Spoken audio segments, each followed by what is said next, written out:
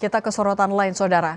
Wakil Ketua DPR Sari Yuliati mendatangi Rumah Sakit Hasan Sadikin Bandung untuk menjenguk korban penganiayaan oleh tersangka Taufik Hidayat.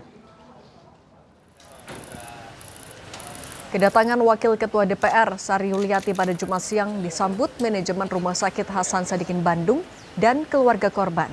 Menurut Sari Yuliati, korban penyekapan dan penganiayaan masih menjalani perawatan intensif.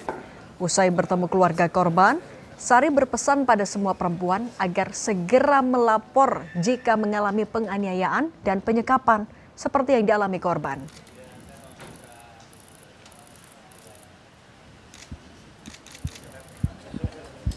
Kita percayakan proses hukum terhadap aparat penegak hukum. Ya, kita sekarang lebih concern kepada korban untuk pemulihan fisik maupun psikis. Terhadap kaum perempuan di Indonesia, apabila ya mudah-mudahan tidak ada lagi terjadi hal yang sama, tetapi apabila ada indikasi kejadian yang serupa, segera kita melapor atau berbicara kepada orang-orang terdekat kita.